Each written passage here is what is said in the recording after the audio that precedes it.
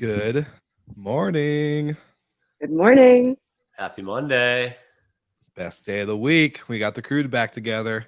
And as you guys just saw, we have Jamie finally on the intro video, which is something I've been trying to get on the to-do list or crossed off the to-do list for a while. So you're welcome, Jamie. Good. Yeah. He's official now. He's so official. We'll have him on next week. So anyone listening or watching, get ready to see his beautiful face on camera. How are you two doing? I'm good. I'm good. A little I'm bummed in that Carmel, Indiana. I think we got a little lag going, so no worries. definitely a little lag. Yeah. A little bummed It's that always me. not going out to Focus right this year. So it's Yeah. all those traveling today for this week. Enjoy. Always a good event. So hope everybody has fun. It's not the same not being there. Yeah, I know you're not attending a lot of the conferences this year now with Storied, so Yep. Hopefully next year we'll gear it back up. yeah, for sure. Brandy, how is it going in Carmel, Indiana over there? Well, aside from my Wi-Fi issues, it's great. It's cold, but I'm seeing my grandma, so that's always nice and relaxing. Yeah, that's awesome. Did Grandma turn the TV on? She's like closing out all her tabs right now, trying to get the Wi-Fi to go back. Totally good. We're gonna let Brandy's Wi-Fi catch up to this speed.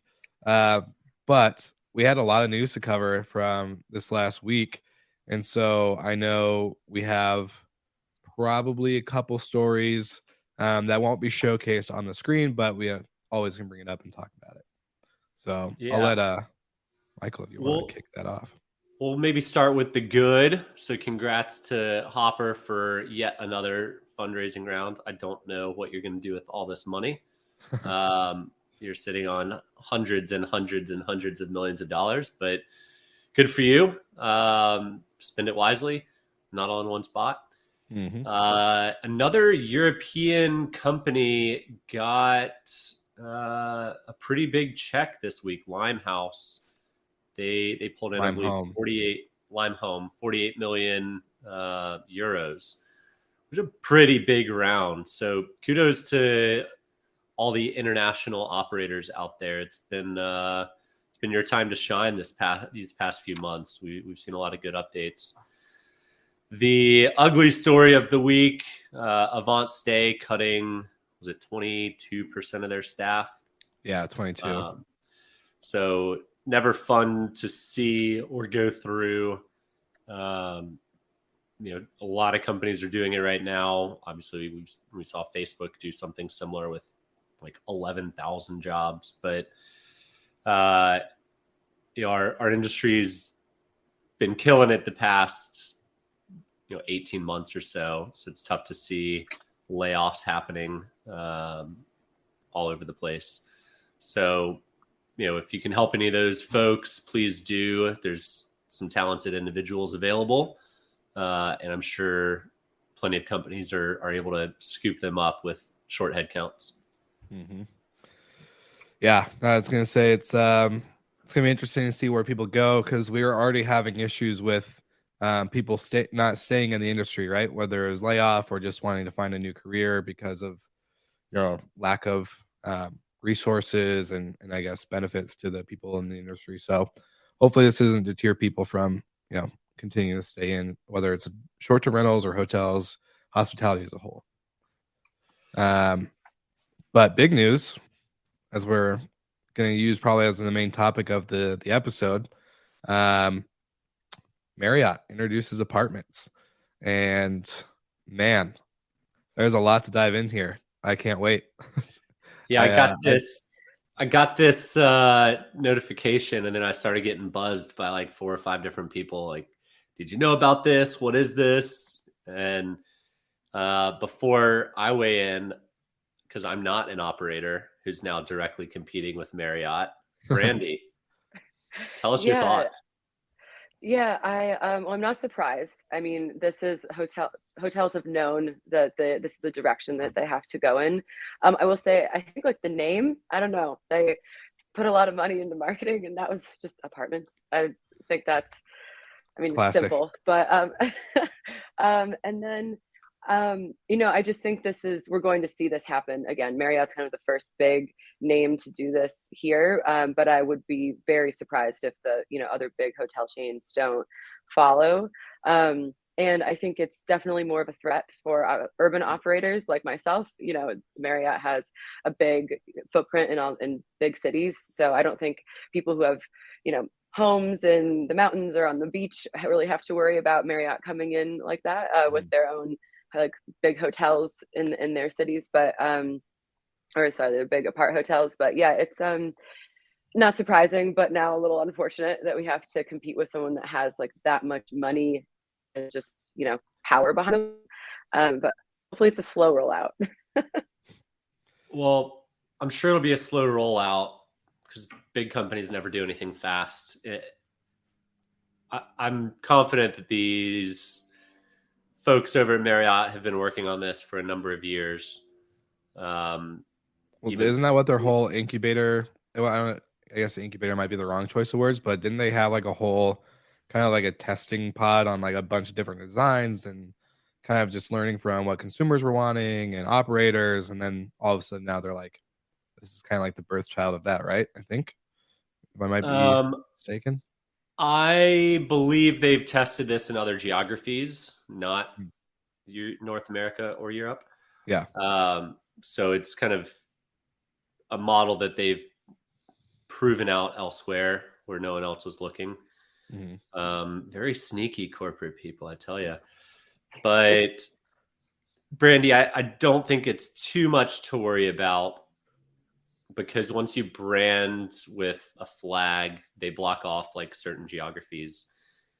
And it could actually make it easier for you guys to scoop in and pick up the buildings next door to them, because there's proof that Marriott's done the diligence that this is a good place for a hotel, so an apart hotel. So the thing I'm curious on is, are they still going to market your properties in their backyard? Are they going to start cutting their homes and villas partners that play in their sandbox, or is it the more the merrier? Yeah, I think that's when I was thinking specifically about one of our big buildings in Miami in Brickell. And so if they have a building of similar size pop up in that neighborhood or downtown Miami, yeah, I would say we would be another like direct competitor to them. I would think that they might want to just get as much of the pie as possible. So they might would keep us on, because that's still more revenue coming in for them. And the homes and villas arm, separate. So they're trying to make that, still trying to grow that and prove that that's a viable platform. I think that it's interesting, we're talking about how they're going to manage this building, because this is a hotel. They're very good at hotels. So now how are they going to transition that into running an STR, and kind of, it's a much lighter model, much lighter staff, less services. So I'll be curious to see if they're still offering kind of like Marriott amenities and things like that at this, at these hotels, at these apartments. Well, before we move into that, I want to stick on the marketing piece, and then we can jump into how they're going to operate. But call me a contrarian, but I think this is probably a good thing, except for the competition for actual operational supply. Because if the consumer now is going to Marriott for a short-term rental, for an urban apartment, it gives you as an operator, Sextant, the ability to have more bookings that aren't from Airbnb or anyone else. But I don't know if your economics at Marriott are any better or worse than Airbnb, but at least it's some diversification. And hopefully, there are, as loyal as I am to Delta, my dad is that loyal to Marriott. And so is my co-founder, Justin, like obsessed, will only stay in Marriott properties. So I think it's not a bad thing to have more awareness that you can go get a short-term rental at Marriott. Homes and Villas has done a good job, I think, with loyalty travel, people using their points for a vacation home. But in terms of like business travel to urban markets, that's still all going to hotels, and apartments could open up, another channel where people think they're booking an apartment and it's Sextant, not Marriott. So I'm curious how they're going to separate the two, and if it's just going to be like all of their properties are at the top, which I'm almost 100% certain is how they're going to build it. They'd be crazy not to. But I think it could be a good downstream trickle effect. I'm gonna say, oh, go Brandy. Yeah, no, I think I can really see like both of those options, because I can see someone thinking, associating booking this apartment with Marriott, maybe they book with us, and that's great. Or people, you might have, let's say, the corporate travel, for example. Now these companies that we've been trying to convince, like, it is, you can have people stay with us and expense that, and that is, we are like a real legit company that you can trust. Now they're saying, okay, well, we already trust Marriott, so maybe we'll just stay with them, and we're not going to give these other operators a chance. So I can kind of see it maybe shaking out either way, but I hope it adds more legitimacy. It's a little I don't know, disheartening that we have to have a hotel come in and legitimize our business model in that sense. But I think if there's a net positive, then that's fine.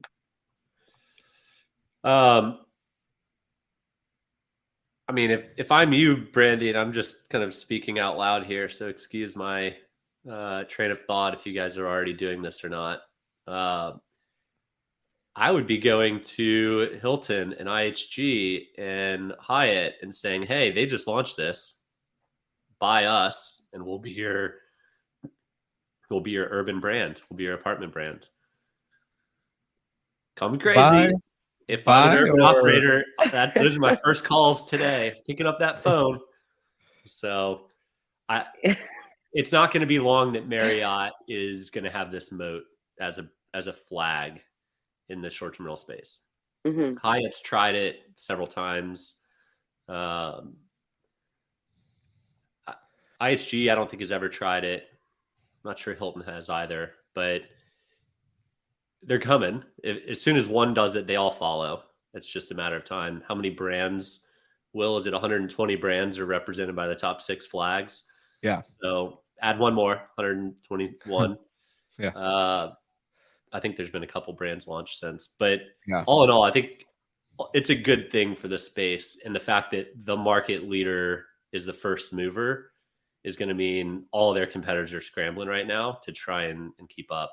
And this is the best way to do it, to have an apartment building, because we saw during COVID, if you can flip it back into long-term rentals, you can still make money as a hotel, whereas so many hotels were just shut. So if I'm a real estate developer, I'm no longer building single box hotel rooms. I'm building this type of property. So this is where my thoughts come in, and I want to hear Brandy too, because this could be really good, it could be really bad. So the question or the title of the episode is, should short-term rentals or vacation rental operators be worried about hotels? And I think Marriott executed this very, very, very well with Homes and Villas. They partnered with the best operators in specific destinations, so that way that their Bonvoy members could have a really good, classic, professional experience. I think that was the best move they could do to get into short-term rentals. Now, the apartments, do they cut this off? Do they realize, like, hey, we've learned so much from all these great operators, why don't we just do it ourselves? Or do they continue that relationship and say, we're gonna have this separate brand, this homes side, because they don't have homes themselves. They have the inventory from everybody else. So do they go this route and shoot this, shoot them in the foot, or do they go with I don't know, this route of just being kind of like separate but top of funnel, so they're just going to try to push as much traffic through Bonvoy whether it's homes or apartments. Because as we see in the offering for the apartments, like it is a light staffing model, one host, weekly housekeeping. It's not daily housekeeping. So like there's a lot of different pieces that kind of come into, like, I don't know, do they, yeah, I guess my question is, do you think this is something Is there a Brandon, question in there, Will? there is a question. My question is do you think, like, I would definitely want to hear Brandy's side and then go to Michael, but do you think this is something that they could really end up taking over and saying, screw the short-term rental people we've been working with, screw homes and villas, we're going to go in and do it ourselves, basically? I mean, anything is possible, but I don't think they'll be doing that. As you said, they don't have homes. So I think maybe they might be more choosy about operators like us, like other urban operators that are competing with them perhaps, or, as Michael said earlier, we're just gonna get pushed like way down in the offerings and the listings. Mhm. But I mean, there's no substitute for, these lovely big homes that they have across the country in markets that they don't have a hotel in, and they don't have that same kind of product. So I think that would be it would be a huge waste of money, a huge waste of effort for the last couple of years that they've put into building out this platform and building the relationship and all of that. So I don't see them doing away with it. I think that they have them as separate platforms, separate branches of the business. So I would say that maybe operators like us have maybe a little bit more to be, quote, worried about, because we might get pushed down and in their listings, but the bigger homes won't. And then, I mean, in terms of our OTA spread, Marriott is, it's there, but like you were saying, it's more like they're loyalty travelers. It's not just a random person going to book. So I don't think it would be too detrimental to us, but I guess we'll have to wait and see. Tune in like a year. Yeah. This is one of those potential, like, what's it, frog in a pot that's starting to boil, where everyone's just kind of hanging on for a while. Mm-hmm. To Brian's point, he just popped on. Marriott needs scale to launch the homes and villas and apartments piece and get travelers kind of used to thinking that they have this type of property. I don't think anything's going to happen in the next 2 to 5 years, but 5 years from now, when there's 2 apartments locations in every major city, they're going to start cutting all the additional supply and all of it. They've trained the traveler now to come to Marriott instead of Airbnb. Well, that's what my next question was, is do you think this is going to launch them more in the catapult of a booking platform? Because they've had the highest loyalty travel and booker, like, transaction / conversion in the industry. Like, they set, like, loyalty is their best thing that they've built. What is Airbnb the worst at? Taking care of their operators. What is Airbnb second worst at? I'll let you answer that question because I don't know. Consistency. With Marriott what? can add consistency. Yeah. Okay, that consistent. Yeah. Right? So, I mean, I love the move. I hope it's as evil genius as I'm thinking it is. And I mean, Marriott's going to be a huge player, right, in this space. And one of the things we talked about pre-show that I didn't catch the first time I read through Marriott's offerings, but they are going to be managing these places themselves too. They're not just flagging it. Their management model is available. And right now, I think I looked it up yesterday. Don't quote me, but I believe they manage 2,000 of their 8,000 hotels. So that option is available. You can't just pull a GM from a hotel to run a short-term rental building. There's not headcount. There's a lot more technology. There's a lot more things that break and operational headaches because you have a kitchen and you have, multiple rooms in every suite. So I'm wondering who they're poaching. Who's over there running this for them that people don't know about yet. That's what I want to know. I also want to know their internal property tech stack. Like, if you're going to have one host, which is what their website says, one host, weekly housekeeping, how are people checking in? Like, are they going to go with the mobile key app that they have on the Marriott Bonvoy app? you know, what type of hardware is going to be installed. There's a lot of like short-term rental operation tech pieces that go into it, where it's like, all right, you can't just have like your shitty, excuse my language, but shitty like hotel key that demagnetizes once you put it in your wallet or your back pocket. Like, I don't think if they're going to Yeah, go you a can't staff do and light that. model, yeah, there's no way. There's no way. It will be a nightmare operationally. So, Well, they Brandy, have this opportunity to just, it's a totally separate business. And so they've been learning about our industry over the last couple of years. I really don't think it will be that hard for them to break from their tech stack or use, you know, kind of the technology that we've started to implement, because it's running as its own entity. And, you know, to Michael's point, there is probably someone from our industry, like a veteran with lots of knowledge, Cliff guiding them through this Johnson, process. At if least I this would is hope so, if you. they're investing this much money. So I think, I don't think it's that difficult to, you know, put in the right lock system and all of that. So we'll see.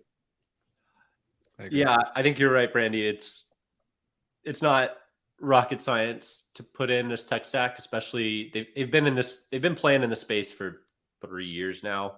Yeah. Yeah, they've been at every major conference and whatnot.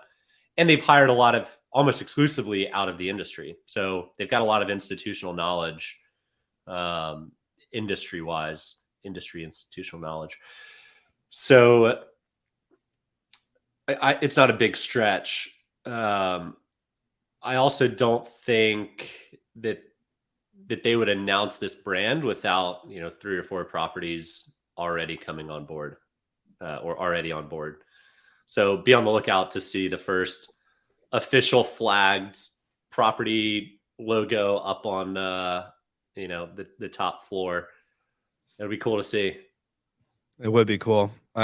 Just funny comments coming in. I thought Leo's was pretty hilarious. And Is it you, Will? yeah, I'm quitting HFM. I'm going to go run apartments. You heard it here first. Yes. Just kidding. Yeah. You used to work at Marriott, right? Yeah, that's where I first started. Back to the home roots, baby. Okay. No, but no, I wouldn't be surprised if they actually did grab operators to kind of bring in this department. I think you know, like Brian said, they have the insights, right? So they know what it takes to properly and like set up, you know, good automations. Again, the technology, all the other stuff above. So it's just going to be a side of, you know, how are they going to handle competition with people that they work with, whether it's homes and villas or also stuff. How are they going to push their top of funnel? So who knows? We could see a lot of different variations of this, but I wouldn't like. I want to see if a short-term rental operator, like let's say Section, for example, can go to Marriott Apartments and say, "We want to take on a building. You know, we want to operate or franchise one out. We'll put it under your flag, but we're going to be the operator in the behind the scenes." That could always be another route, which I wouldn't be surprised if they actually kind of brought in. So, could be interesting to see. How pissed do you think the Residence Inn group is over at Marriott? Because now there's direct competition for the suite only style. Now, I don't know if I've ever stayed in a Residence Inn. If I'm going to stay in a short-term rental, I'm going to stay in a short-term rental, not a Residence Inn. So I think Marriott could absolutely flop on the execution of this, and it literally just be another hotel box that has nothing inspired on the inside, and it's very like on brand Marriott, which I think might not be the best play. But if they can incorporate each city like a lot of the operators do in a good way, it'll be interesting. I'll be excited to stay in one.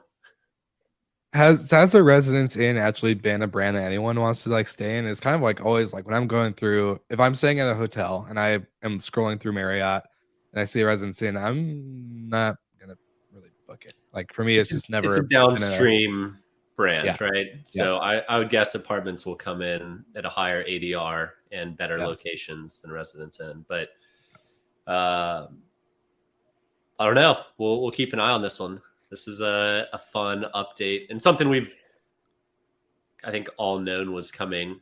Marriott happens to be the first, I They always are. guarantee you more are gonna happen. What's rare for the biggest to be the first. So kudos to Marriott for doing that. That's awesome.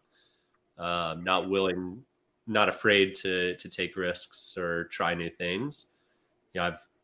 I know some of the other brands like Hyatt have tried, but then there's some. IHG has done absolutely nothing in the short-term rental space. They don't plan on it. Their CEOs say it now, but yeah, we'll see as of last week what their updated plans are. Yeah. I think we need to do a secret stay. We need to go test it out once they launch officially. We'll do a secret stay. We'll record an episode in one, not live, or we record. We'll then announce it later after we've digested all our thoughts. We'll have the guest inspector pick it apart.